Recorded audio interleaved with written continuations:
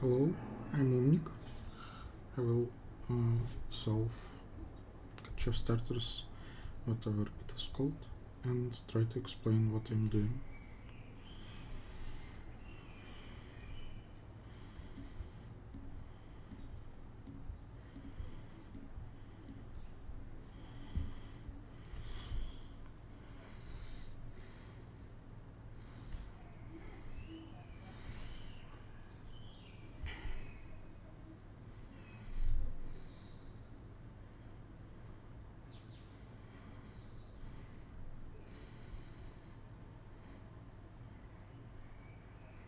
Okay, in problem A, we have a string. Oh, it's a binary string.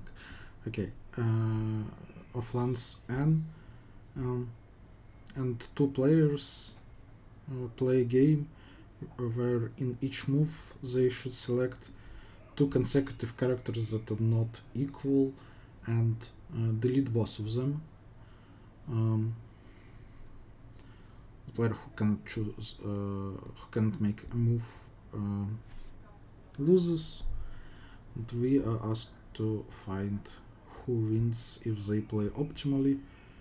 And since the string is binary, in each move we just delete 1 0 and delete 1 1, and it is impossible to make a move only if we do not have either zeros or ones. So how they play doesn't matter actually.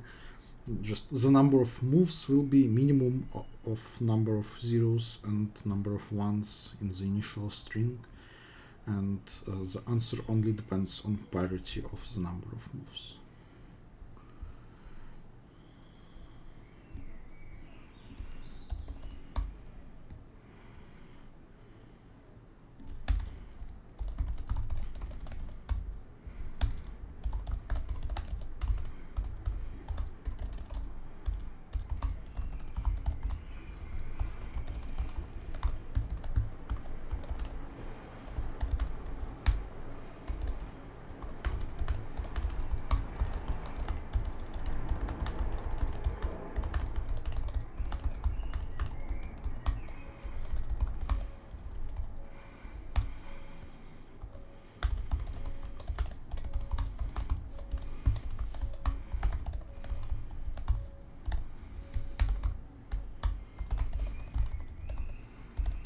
So if minimum is odd, we should print something like this, I think. Here. And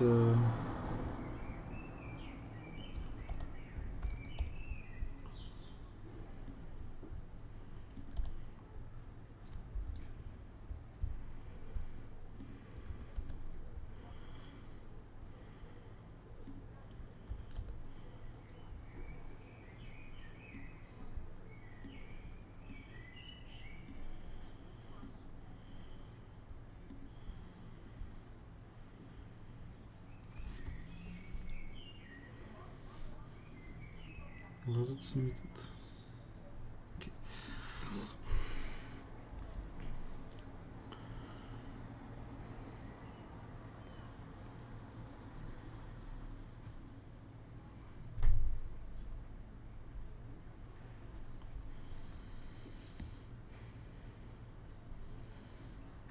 In problem B, we're given an array of non-negative integers. It is guaranteed that there are at least two distinct elements. We want to find the largest y, which is at most x,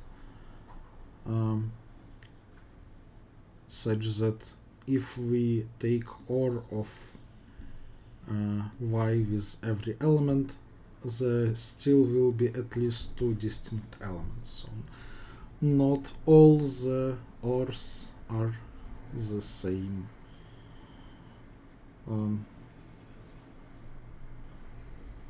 So if some bit is 1 in y, then it will be 1 in all the ORs. So there should exist a bit where not all the AIs are equal in that bit, and it should be 0 in y. So we need to find all such bits, and for every such bit choose the largest number that is at most x and has 0 in that bit. And we can do it in like the most stupid way possible, right?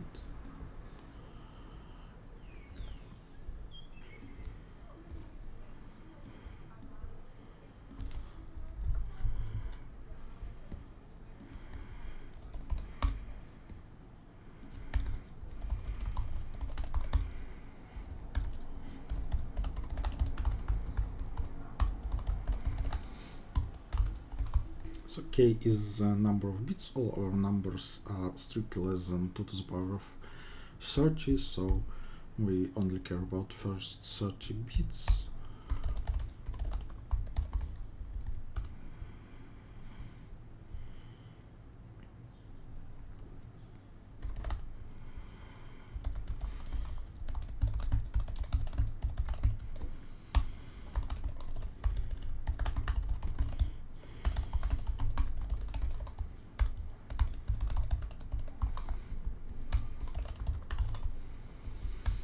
So now iterate over the bit. We need to check if we have number, like element of I, where this bit is 0, and another element where this bit is 1. Let's just look at the value of this bit, and we will, like, if x is 0, then we will set 0's bit of mask to 1. If it is 1, then we will set first bit of mask to 1. We want both of bits to be 1. So if mask is not equal to 3, so both bits are 1, then case bit is not good for us. Otherwise, we want to choose the minimum number, no, the maximum number, which is at most x and has 0 in this bit. Let's try x. If x actually has 1 in this bit, that means that, like, when we will decrease it, it will be 1, 1, 1, 1, 1, and then it will be 0 for the first time. That happens when, like, after this 0, there is just a lot of 1s afterwards. So we can, for example, well, it doesn't matter. Just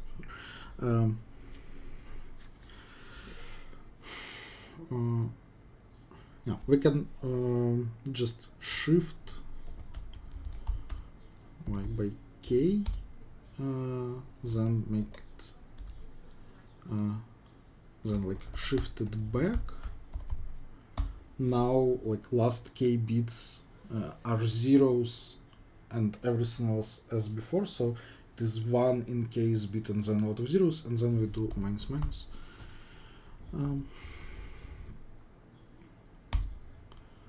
And update the answer.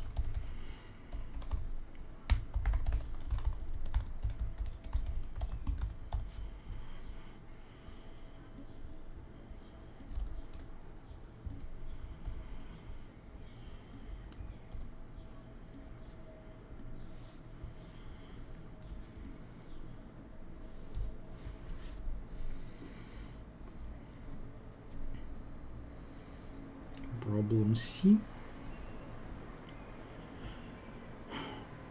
have an array of size n of integers, I assume. It's not written anywhere, but should be integers, right? We're doing some number theoretic things. So integers from 2 to m. In one operation we can select an integer up to m, but at least 2, and replace every element to GCD with zx. Your task is to make all the elements of A equal, find the minimum number of operations required to do so, and also print the selected integer for each operation. GCD of all array cannot increase during that, like we can only change the elements to be some divisors of what they were previously. And if GCD is greater than 1, let's say it's equal to x, then we can just choose x and make an operation with that x.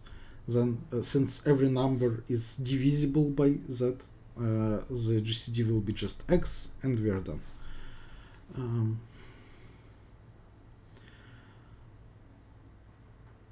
Otherwise, the GCD of all elements is 1, and we cannot change it during our operations. So in the end, all of the elements must become equal to 1.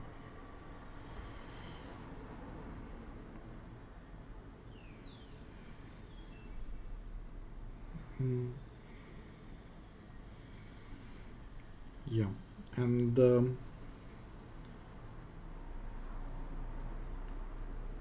we can always make 2 operations with x equal to 2 and 3. Well, if m is equal to 2, then all the elements are 2's right from the start, so we are done in 0 operations. Otherwise, we can do operations with 2 and 3, and then surely everything will be 1. And well, it is easy to check if everything is equal from the beginning. So we just need to check if it is possible to do it in 1 operation. So we know that we want all numbers to become 1. So we need to choose x that is co-prime with all the given elements at the same time.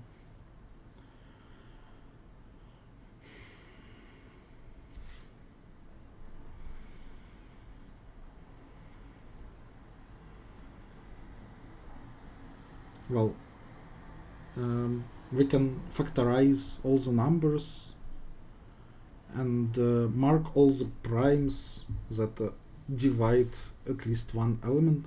If there is a prime up to m that does not divide any elements, then we can choose x to be z prime, and GCD with all the elements will be just 1, because otherwise it must be equal to z prime, but we know that the number is not divisible by z prime. Otherwise it's not impossible, because our chosen x will be divisible by some prime number, because it's at least 2, and there will be an element that is also divisible by the prime number. So it will not become 1 after we do the operations. The sum of m is not bounded, but I know that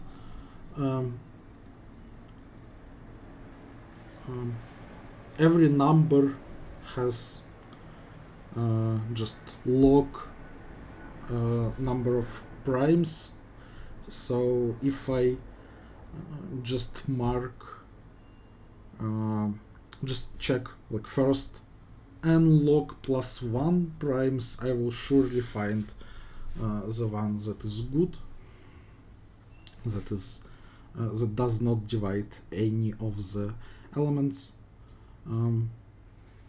So it doesn't matter, I can just run through all of them like up to m, and either I will find something fast, or I will just try all the possibilities and stop, and that will also be fast enough. Okay, to factorize all the elements, I will precalculate the smallest prime divisor for all the numbers up to 1,000,000.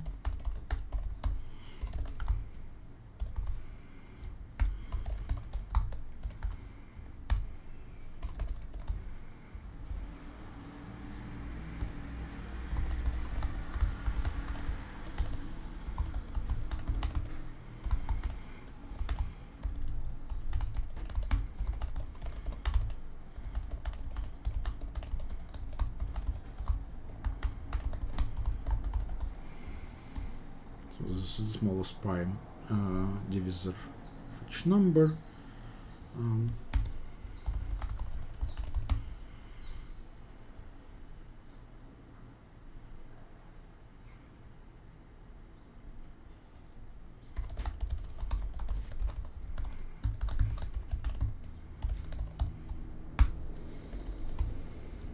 I don't want to clear my used array, so instead I will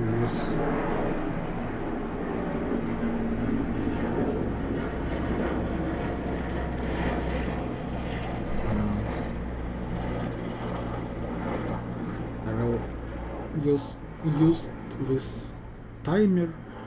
So like if the value in used is not equal to t, then even if it is greater than 0, it means that it was set on one of the previous tests, so it is not actually set. And like in the beginning of the test, I'm doing G++ to make sure that everything I set to used previously is now not used.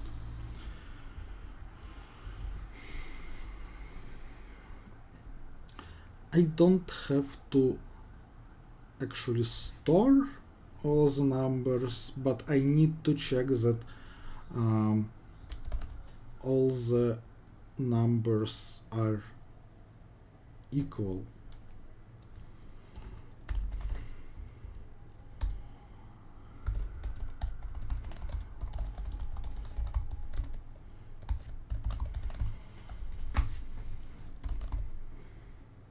So first I set this variable to -1, which is a special value that says that I haven't started yet, and so if it is -1, then I should say that it is x. So I'm checking whether all the numbers are equal to x, and if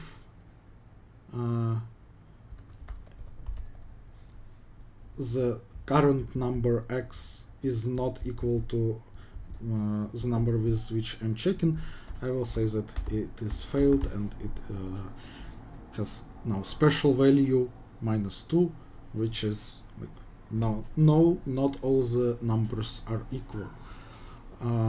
It doesn't matter if it is -2 here or here, because like this will not happen, and this well, they will be not equal, and I will just reiterate that they're not equal. It's fine. And now I need to say, like, for all the prime divisors of this x, I need to say that they're used.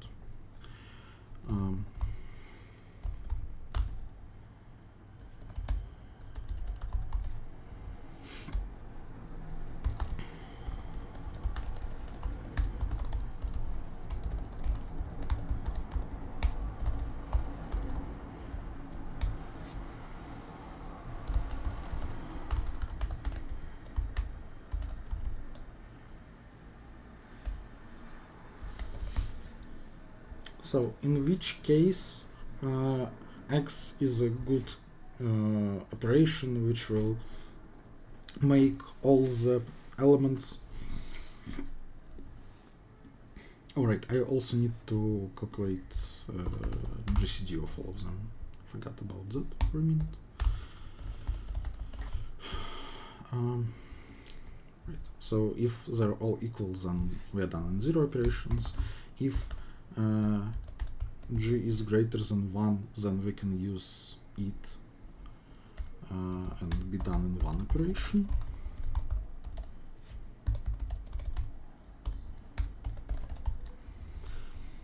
Otherwise, GCD initially is 1, so it will be 1 in the end, so we must make all the numbers to be equal to 1. And we will try to use x for that. So what is the criteria that x is good? Well, it should be not used, so used of x is smaller than t, but also it must be prime, because I mark that only for prime numbers. And to check if the number is prime, I need to check that its smallest prime divisor is itself. If both of those things are true, then just this one operation will make all the numbers to be equal to 1. Otherwise, I need at least 2 operations, and I can do that with operations 2 and 3.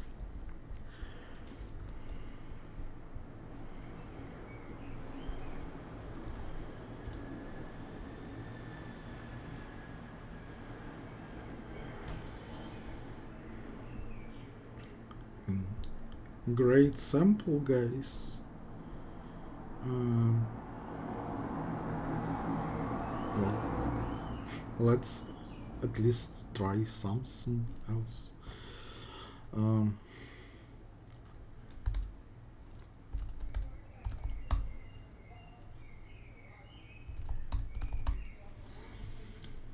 So if m is 5 and my array is 2, 3, then I can use 5 to make GCD to be 1. So I'm done in one operation.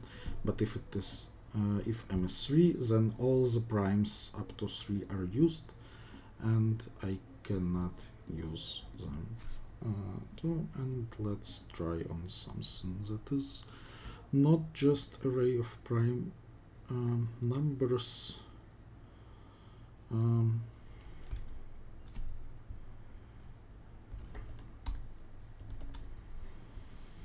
Yeah, so primes up to 6 are 2, 3, and 5, and number 5 bends 5, and number 6 bends 2 and 3 at the same time.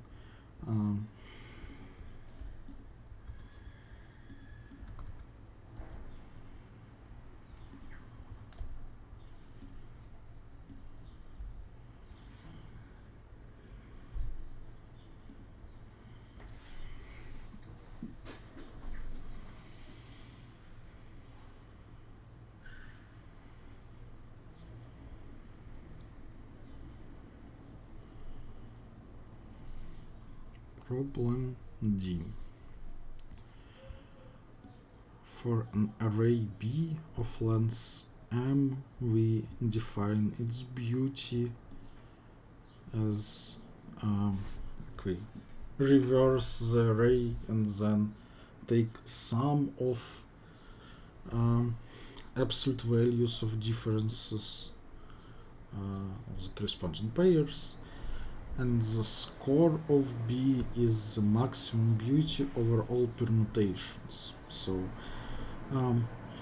okay, so this thing kind of pairs the elements, so we need to pair the elements such that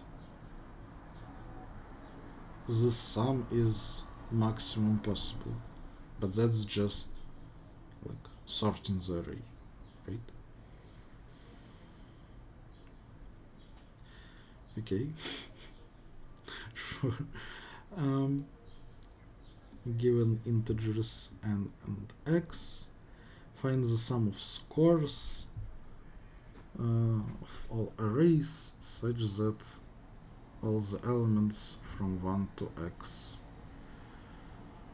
and index up to 5000, the sum of n most 5000.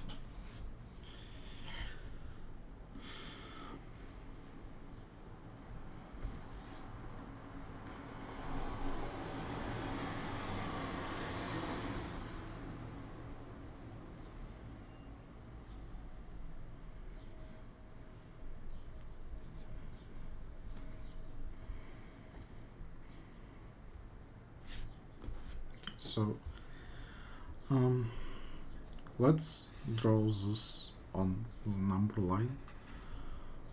So suppose these are the values that we have, then we pair them somehow. We can pair an element with itself, but only if like, n is odd. And then we add to the score the distance between those two elements twice, because we will run it first when we're in the left one and then we're in the right one.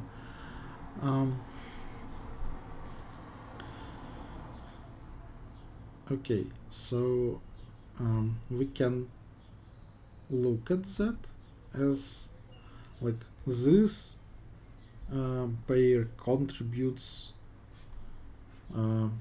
these segments. Like we can look at the segments between consecutive elements, or actually like just a segment, and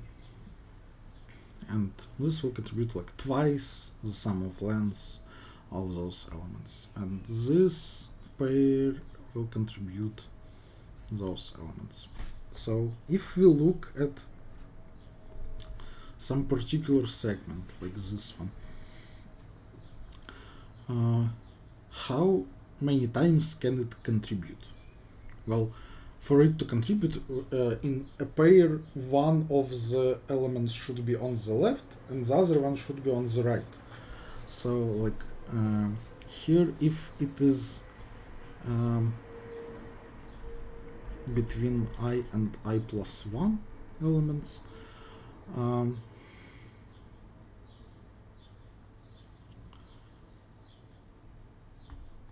we have I elements on the left and n minus I on the right. So the maximum number of contributions is minimum of those values,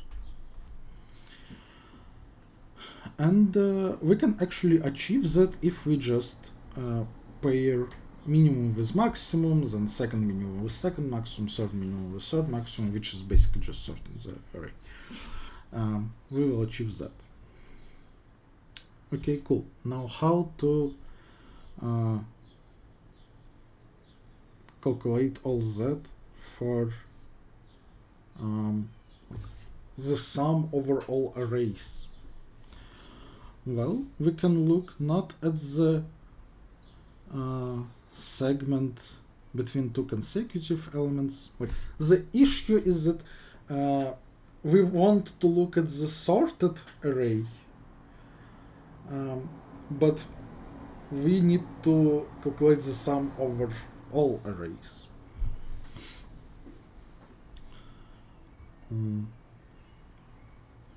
Yeah, and that is like not super nice. We can probably deal with that somehow, but I don't want to. I'm not sure that what I want to do will work, but let's see. So my idea is to like instead of looking at this interval which depends on the array, and that is kind of bad, let's look on the segment just between x and x plus 1 as numbers. Look, we cannot have points inside this segment. And so for this segment we can look at how many times it contributes, and again, like, we're interested in number of elements that are on the left and number of elements that are on the right.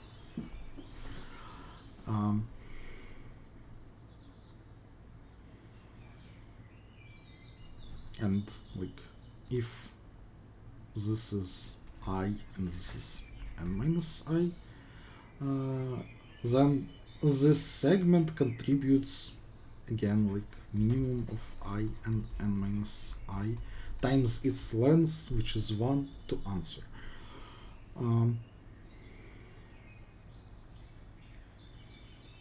So we need to calculate like the sum of this over all arrays and over all values of x. Well, great. I think that we can do that just in O of n times x. Like, I would not be surprised if we can do it faster, but we are asked to solve the problem in n times x, so that will be fine at least. So the idea here is to fix x and fix I. So that's like O of x, that's O of n. And now we need to calculate the number of arrays in which exactly I elements are at most x. So we choose the positions for them. And then on those positions we have to put elements that are at most x. So each of them independently is from 1 to x, so it's x times I. And on all the other positions of whose there are like n minus I of them, we need to put something that is strictly greater than x, but at most this big x, so it's big x minus x to the power of n minus I. That's it. Now just well, multiply by this and sum up over all x and y. So if we calculate those powers with binary exponentiation, it will be n times x times log, but we don't have to do that. We can pre-calculate all the powers, like for all the numbers up to 5000 and all the powers up to 5000. We can pre-calculate all those powers before processing all the tests, and then we can calculate this formula in constant time, and that's it.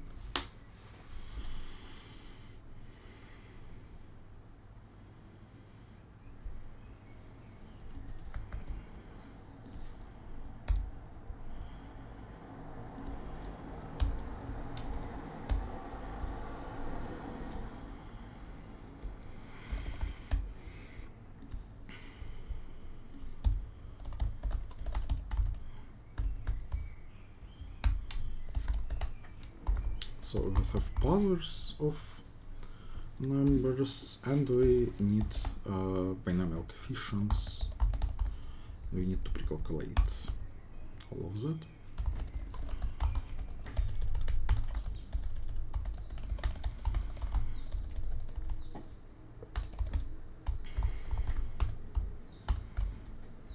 Anything in zero's power is 1.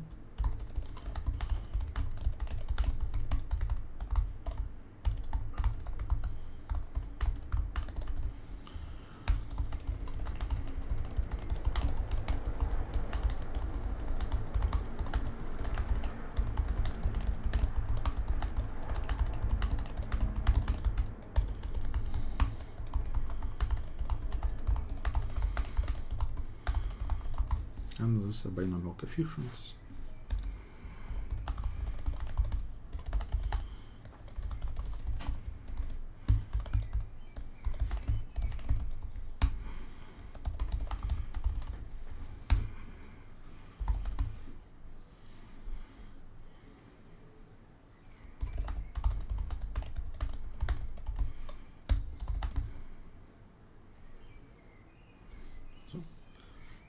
if I want to look at segment from x to x plus 1 should be at most big X, so small x is strictly smaller than big X.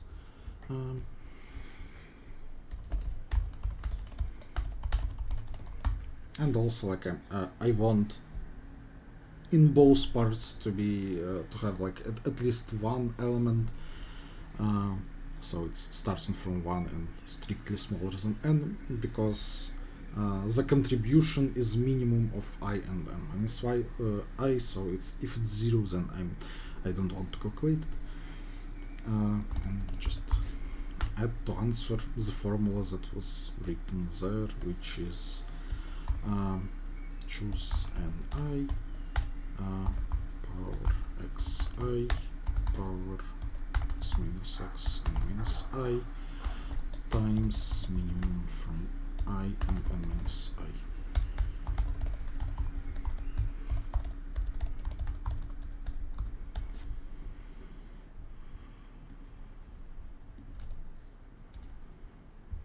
Multiply by 2 because, yeah, of course.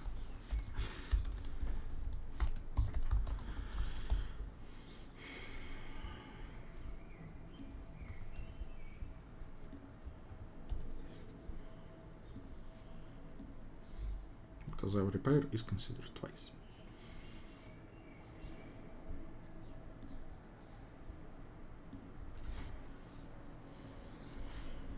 Problem E. We are given a tree.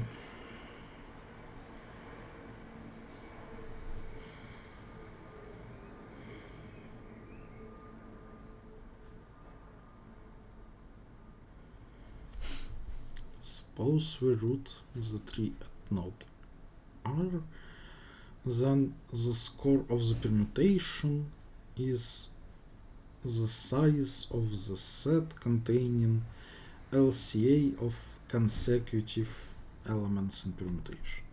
So like LCAs of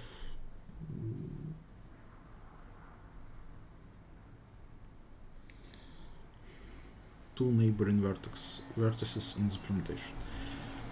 Find the minimum score of a permutation over all possible roots and all possible permutations. What? I need to print root and permutation.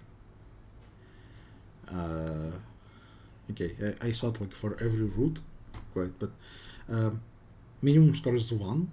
If we root at centroid, then we can build a permutation where for every two neighboring vertices, the LCA is in the root. And like to achieve that, we just need to build a permutation where like for every subtree of like sum of that centroid, the vertices from that subtree are not neighbors, because like they will have LCA that is not centroid, but otherwise if we take vertices from two different subtrees, or like one of them is centroid itself, then the LCA is in the centroid. And to actually construct the answer, like we're actually interested like in sets.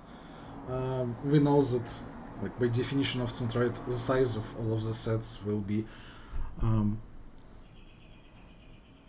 at most n over 2, and to construct the permutation we just like greedily each time we choose the largest set which is different from the one previously used, and that will and that is very well known fact. Sum of n up to 10 to the 6. That is not super nice. What is the time limit? 3 seconds. Then probably fine. like it can be done without sets.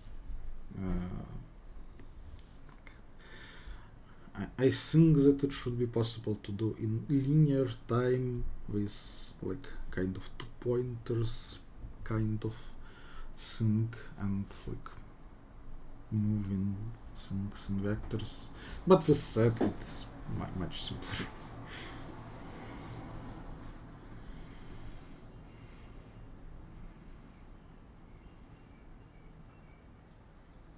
Or maybe we can do something stupider than that.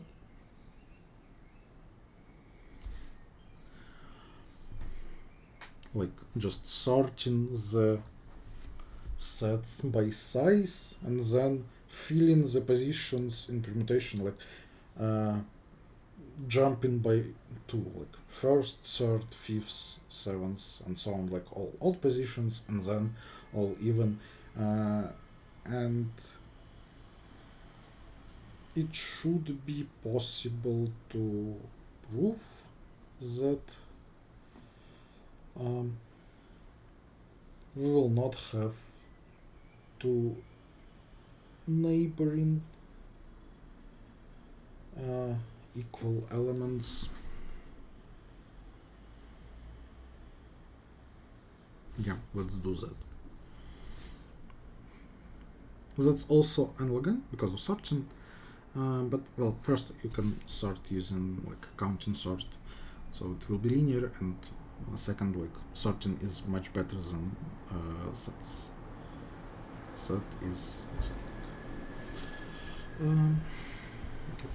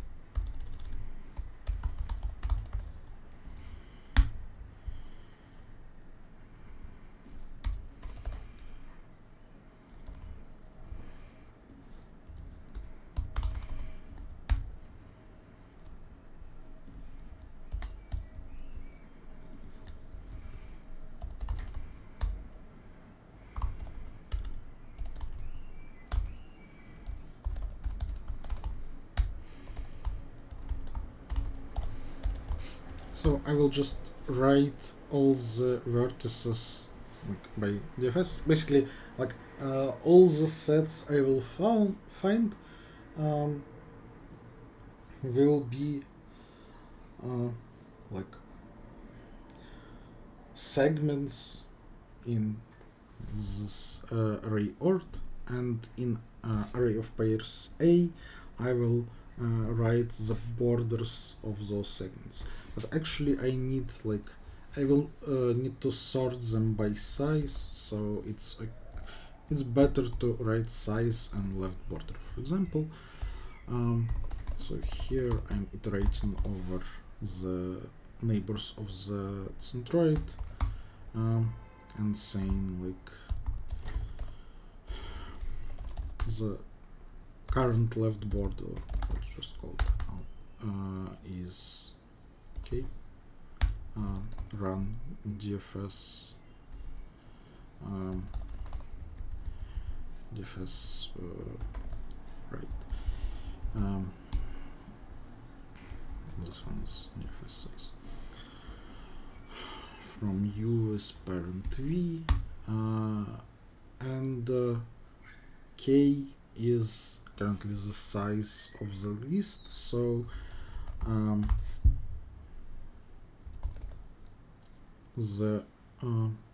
what I want here is size, which is K minus L, and left border.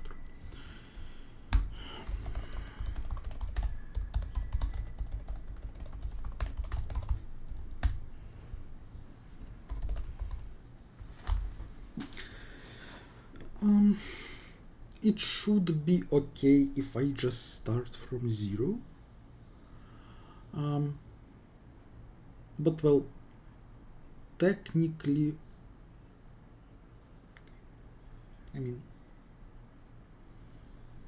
technically it is kind of better to start from 1, but that doesn't really matter.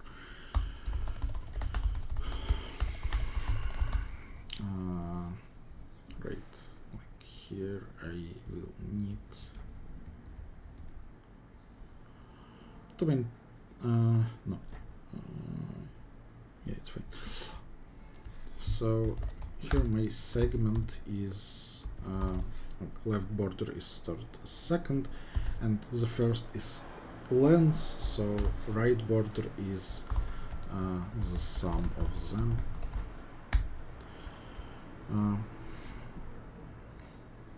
And I'm just running through all that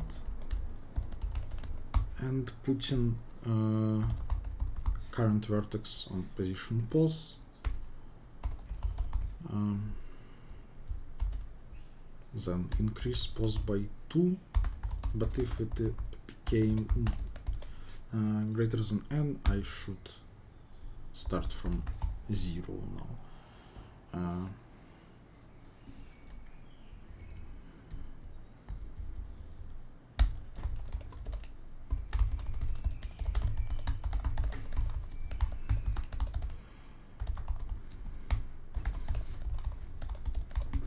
What should I print, like root and the permutation?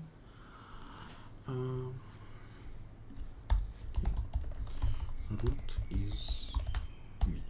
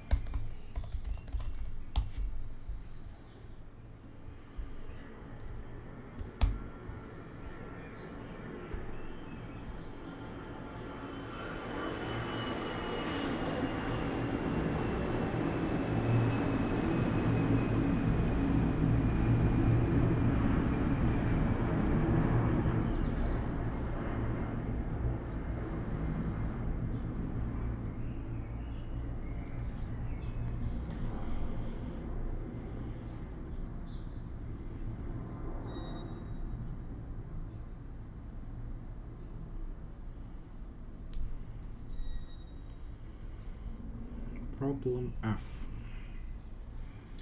For an array, we can calculate array of prefix maximums. Okay. And we call it f of b, if b was array. So we had permutation of length to n, deleted last n elements, get an array of size n. So like P is an array of length n of distinct elements from 1 to n. Okay. Perform the following step for all permutations q of length to n.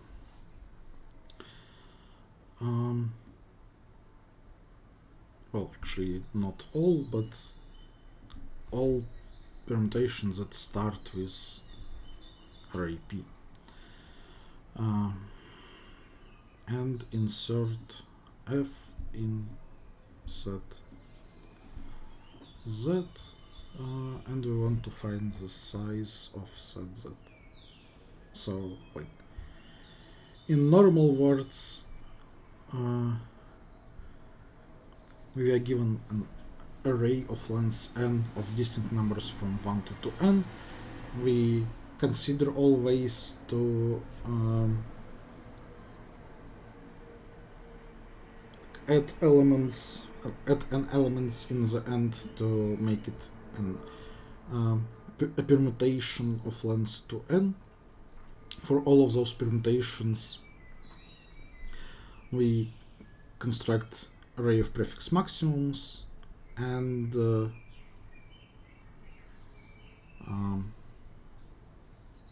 we need to find the number of distinct arrays of prefix maximums.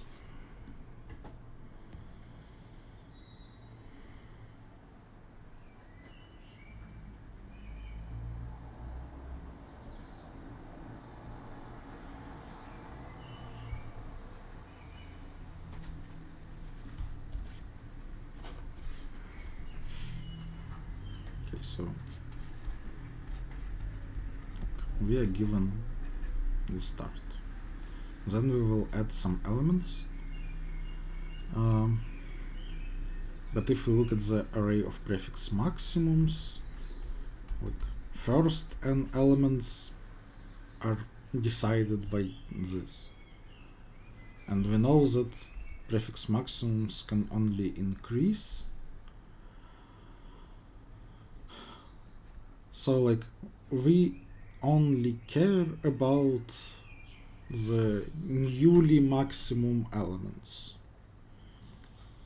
So let's say that m is like maximum of the given array. Then we have used n elements up to m. So we have m minus n small elements left.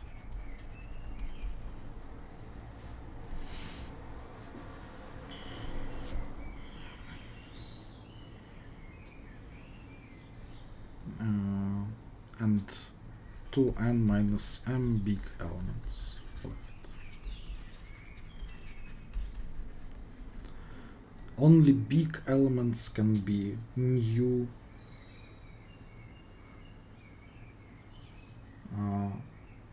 local maximums.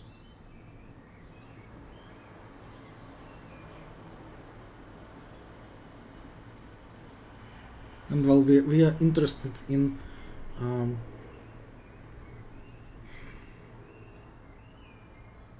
which of them will be like what is called records, like maximum on prefix up to this element, and in which positions those new records will occur. But I think that it is described by, like, we can draw, basically we can draw for each position the prefix maximum. It will be something like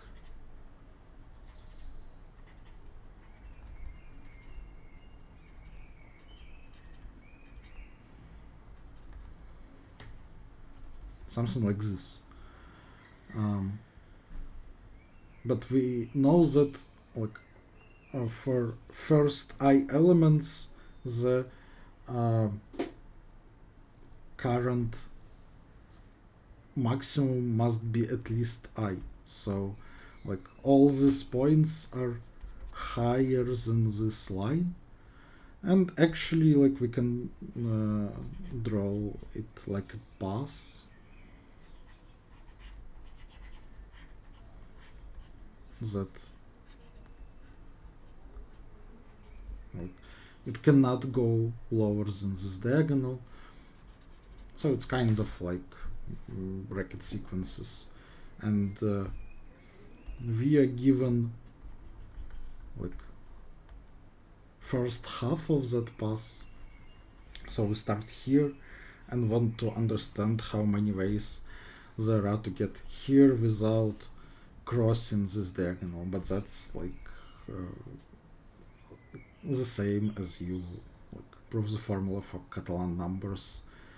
Say that we can look at all the paths that go only like up and right from here to here, but the ones that actually intersect this line, we can like the part after intersection we can mirror, take a mirror image with this diagonal, and it will move it to here instead. So like this point is like this is the coordinate m.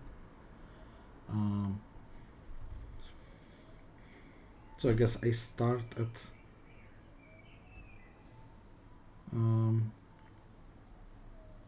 0, 0,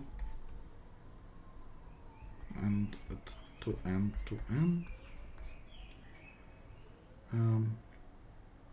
and this will be like m. Oh no, I'm not given point on this diagonal, I'm given point like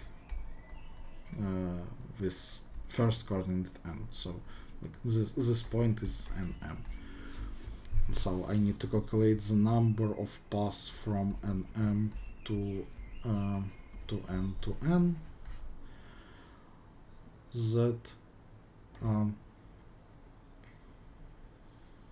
do not intersect this diagonal.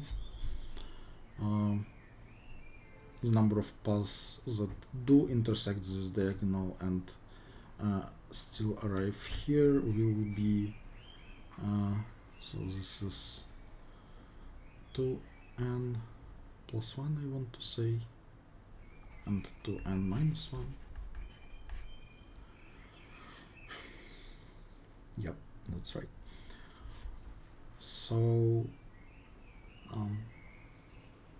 number of paths just from here to here is so this difference is n, this difference is 2n minus m. It will be 3n minus m, choose n, and minus number of paths to this point, which is the same here, but n minus n plus 1. Okay, that's that.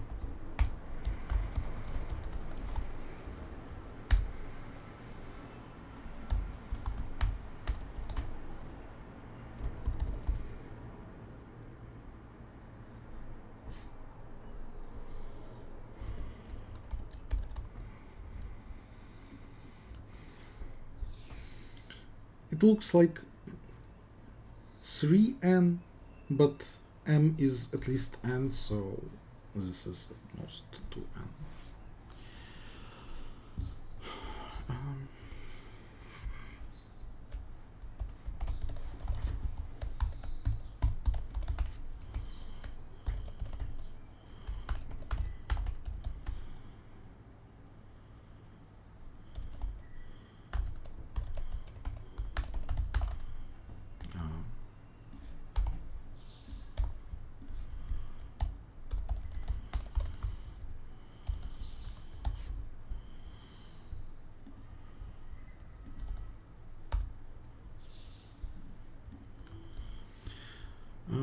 Weird problem, but okay.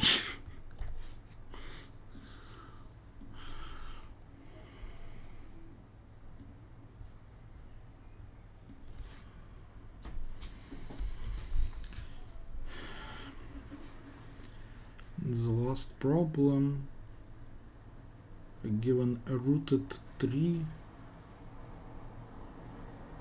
nodes has colors. Fi, the frequency of color I in the tree.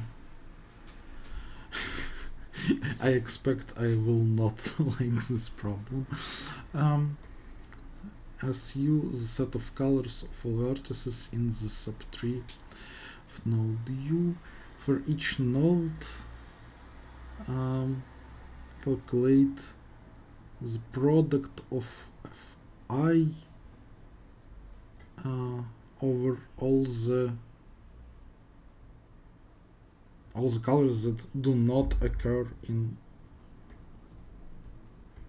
the tree. Do not occur in this subtree, but do occur outside. For each node U, find the product of frequency of colors that are present in the tree, but not in the subtree of node U. Since the product can be huge, print it modulo M, and we just need to calculate it once. Like once for all vertices. That sounds like super easy.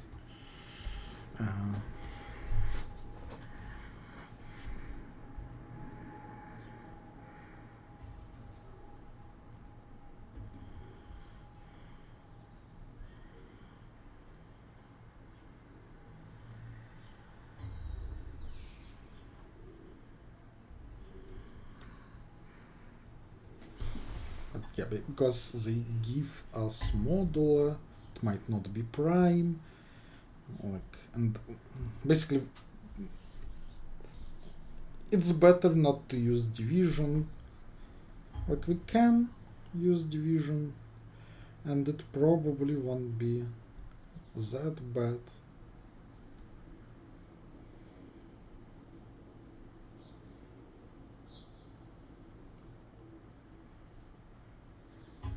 But better not.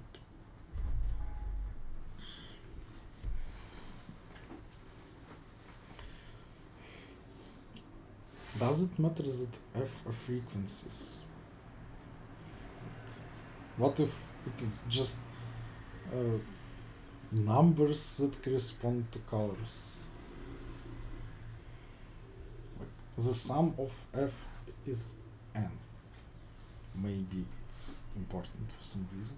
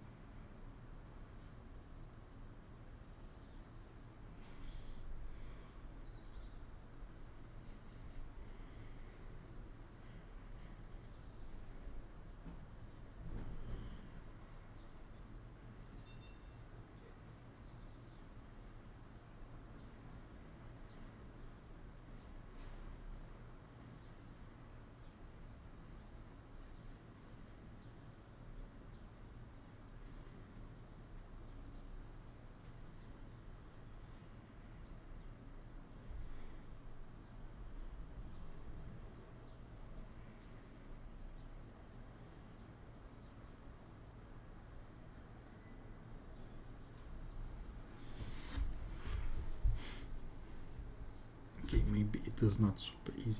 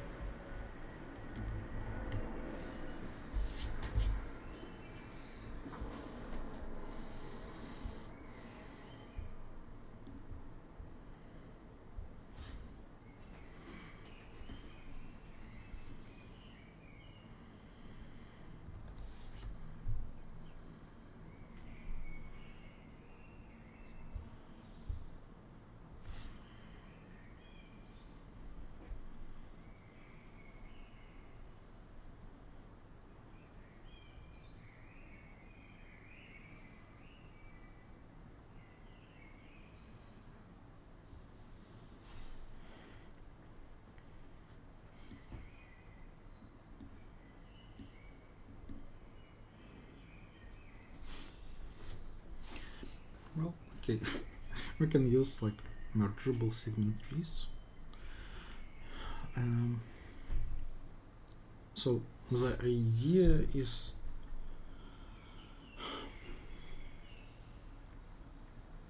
like store a segment tree where for each color it will be written like by what we have to multiply. If we consider this color, then it is its frequency, which is just a number that we can calculate beforehand, and it is just fixed. And if we do not want to consider that color, it must be 1, because it shouldn't change the product. And now we want to have this segment tree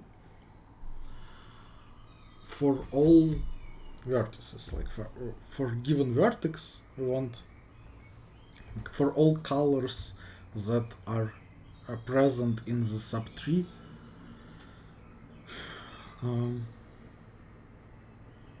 want to look at the corresponding segment tree.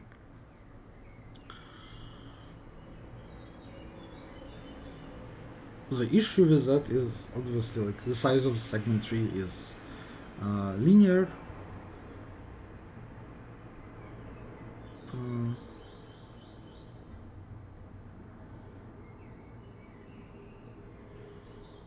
So we can't like actually construct it for each vertex. But what we can do is we can store some information for all the colors that are present in that vertex. And then we want to merge like those segment trees for colors that are when we were solving for some vertex. Suppose we got like segment trees for all the suns, and then we want to merge the information about colors that we have here and there. But like, why is it segment tree and not just set? Because I want to maintain like product on everything and do it without divisions. So that's why segment tree, like it just merges two nodes every time. So the idea is to store like implicit segment tree only on colors that exist in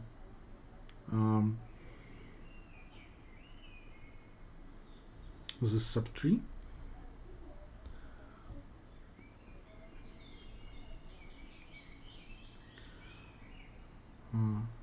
Great. And for like when I want to calculate the product, it can happen that like one of the suns or both of the suns do not exist because there are no colors in that subtree of segment tree. But it doesn't like it doesn't matter that I mean it doesn't mean that I do not care about those colors. On the contrary, like I have to multiply by values for all of them. But to do that, I can like once construct a full segment tree.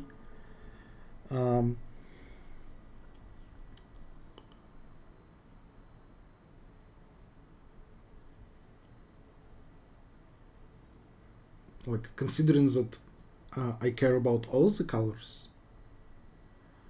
and then if I do not have a node in my implicit segment tree, then like I should consider a node which is in the same place in the like this full segment tree when everything is on.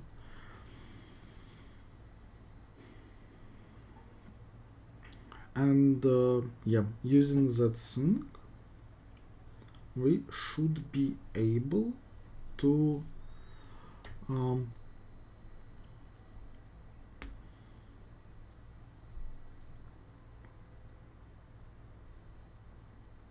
will build implicit segment trees and then merge them, and there is a sync called like mergeable implicit segment trees, and it will actually work in nlogn time, but it requires nlogn memory. It is just a technique for this, like when we want to maintain something for non-intersecting sets and merge them, and those mergeable segment trees are just amazing. So I will try to do that, I guess.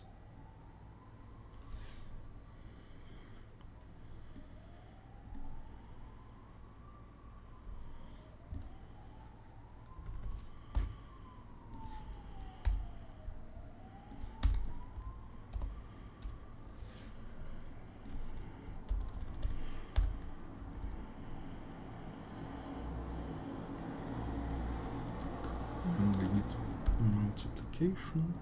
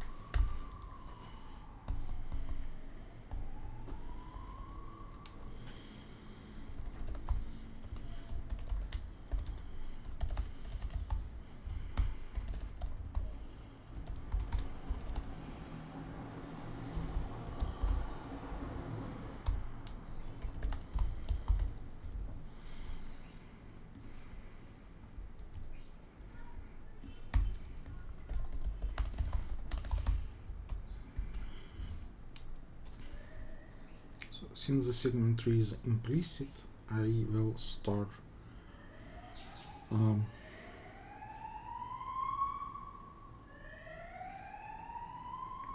left and right sum, and actually like it is like normally you would have like special vertex like -1 that says that there is no sun here, just don't do anything. But in this case, like when there is no node, it actually means that I should revert to using full segment tree. So it's kind of like persistent segment tree. Like once I create a big segment tree that contains everything, and then for every color I will like based on that one I will construct a segment tree where this color is turned off.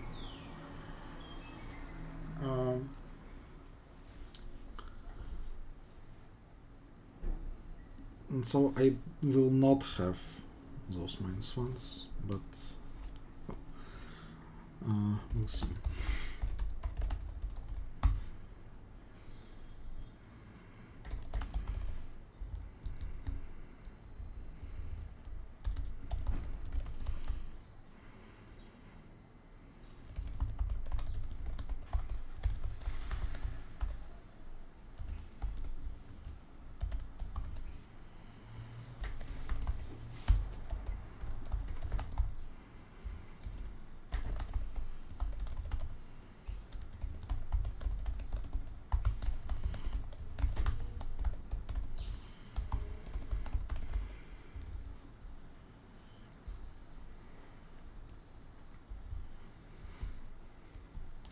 I'm not like a big specialist in this,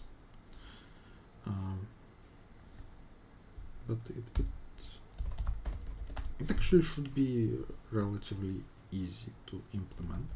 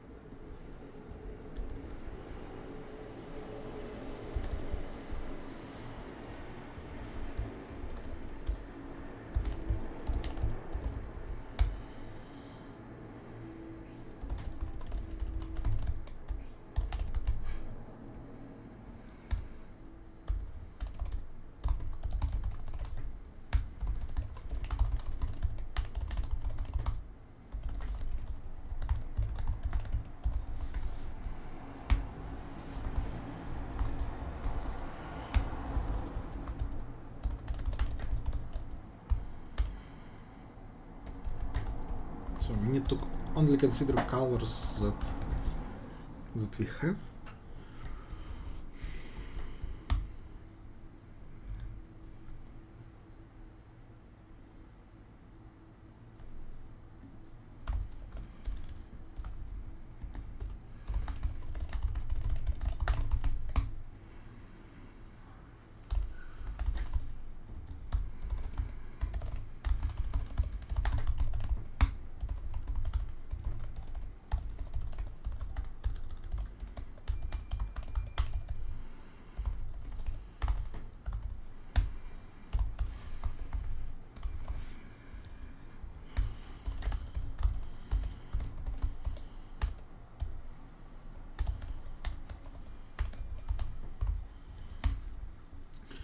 Okay, so now I will construct a full segment tree of size L. L is a power of 2.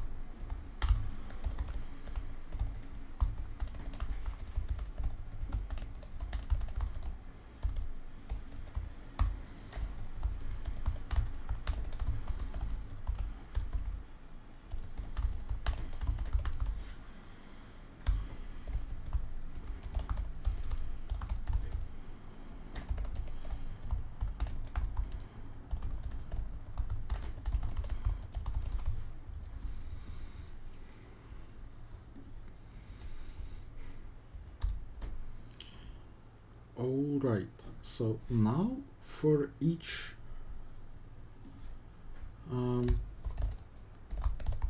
vertex in my tree, I want to like start with constructing an implicit tree. Well, it will be kind of persistent, but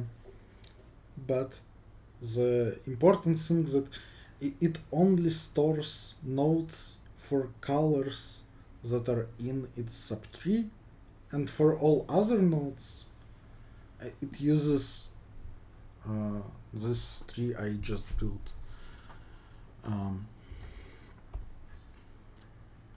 So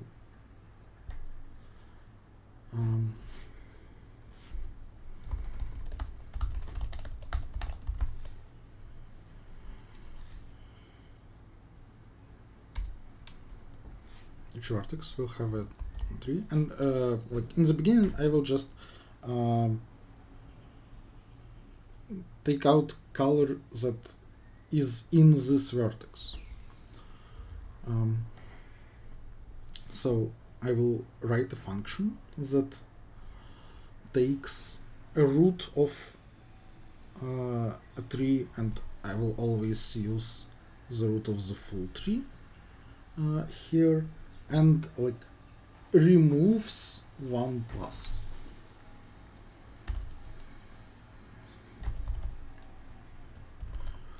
So remove color, start with root of the whole tree, which is 1, and I want to remove the color that is in this vertex.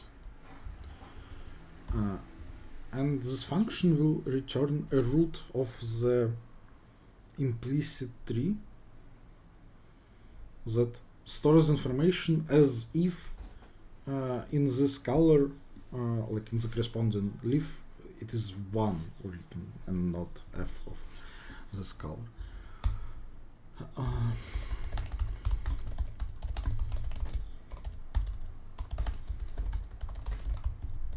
And now I will traverse this tree with DFS and will merge those things.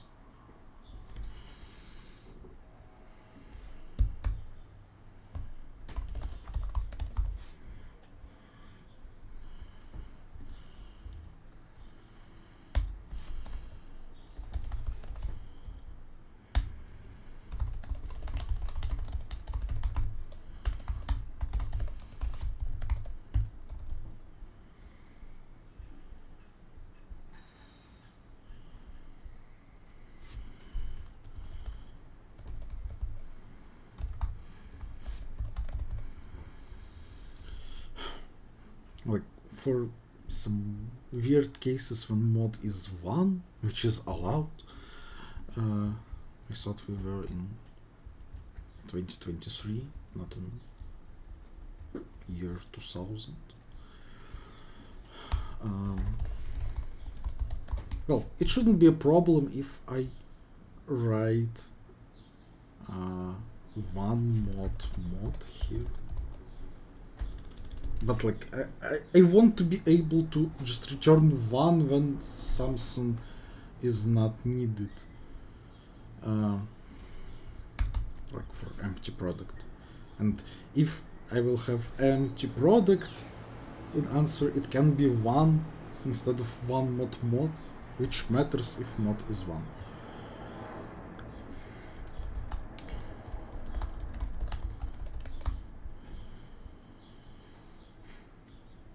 Okay, so this part is super easy. Just go through all the sons. Call DFS UV and merge its segment tree into my segment tree.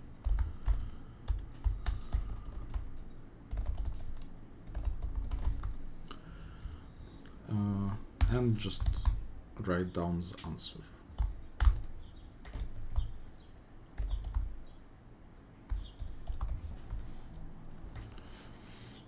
I can take mod here, and then I don't have to do it here.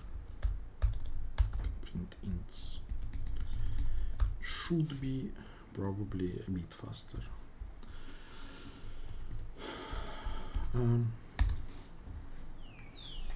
All right.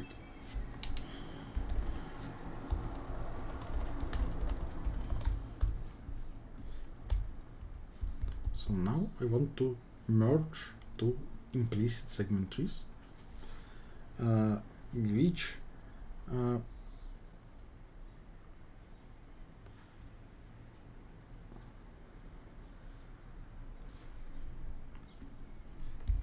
I guess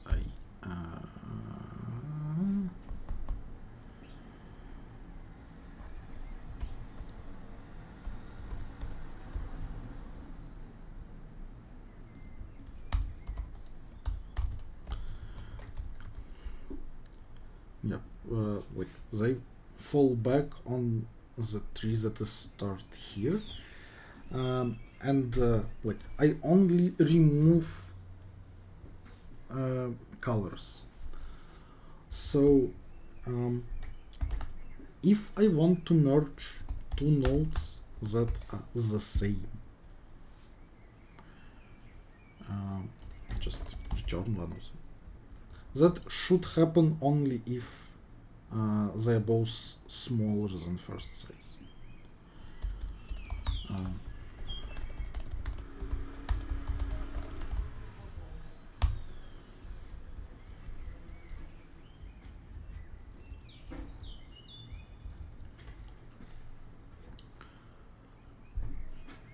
If they are not equal, but v is smaller than first size, then if u is smaller than first size, it means that both of them on that segment defaulted to initial segment tree, and they actually should be equal. So I can assert that u is at least first size. And in that case, like v defaulted and u didn't.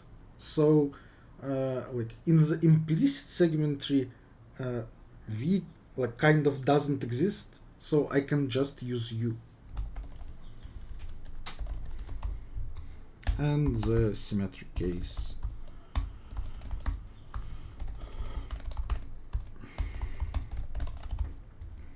Otherwise, they both exist.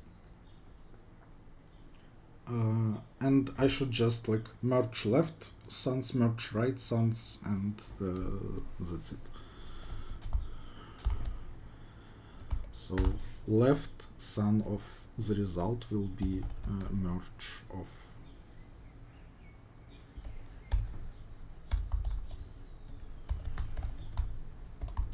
left sons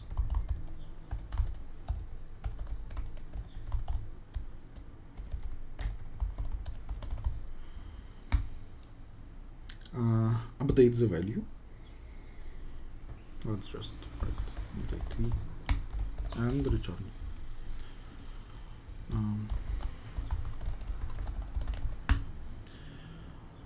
When I want to recalculate value, I just need to multiply the values from my sons. And both of them should exist. Should be true.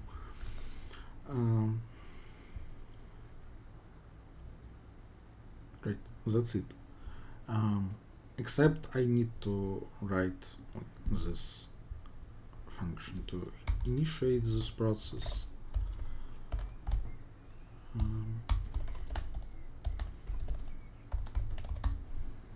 So I start from v and I want to like replace the path to leaf that works with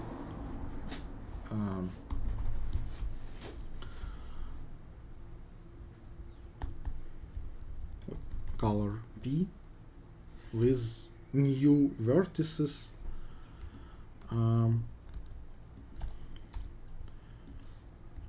which considered like that we set 1 there.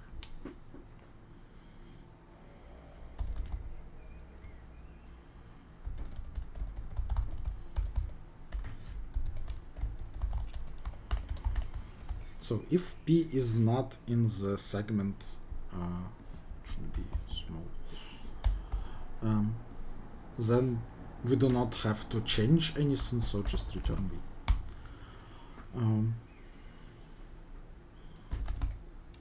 If we are in leaf right now.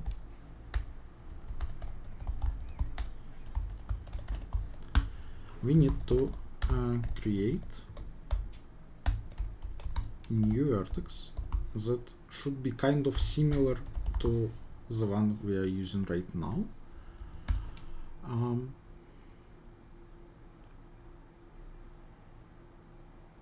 And like, except that the value is 1. Return it. Otherwise, we are not in leaf, so we have both sons. So we say, okay, like we should change something, so we create new vertex. Say that it is kind of similar to the one we have now, but its left son is actually the one that will try to remove this color from the left son of V. And the right son is corresponding, like, try to remove P from right son, and update of U. That should be it.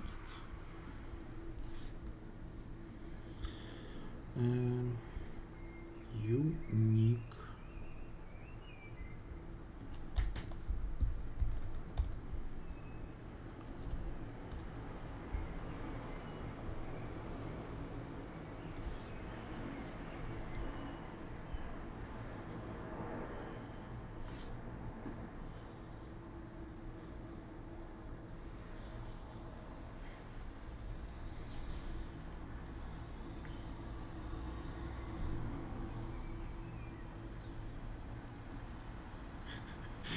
how I got 9. Is it like -1? But that doesn't make any sense.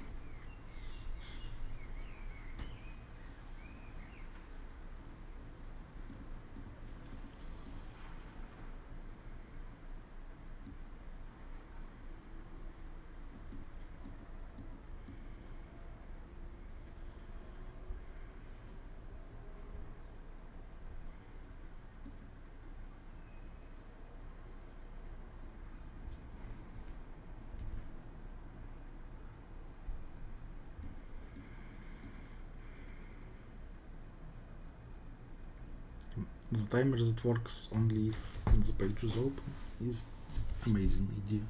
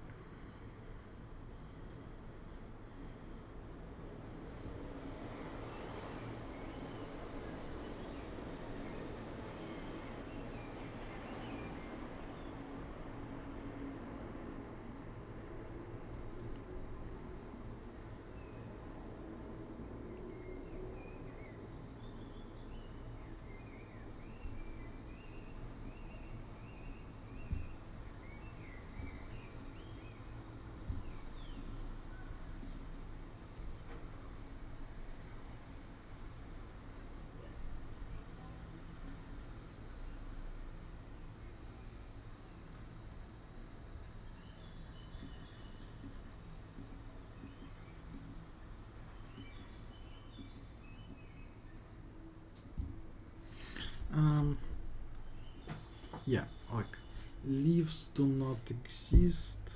I can have the same color removed, and I will try to merge them. This should work fine because of this, like the both should be -1s here, but then in update, yeah, something bad will happen. So like I should do this only if it's not a leaf.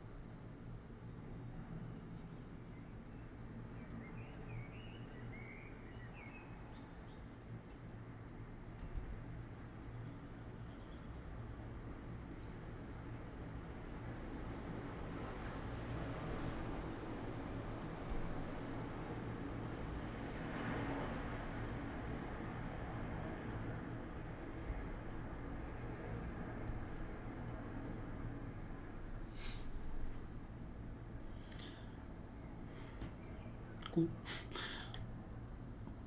This is probably a strong overkill for this problem, but it works.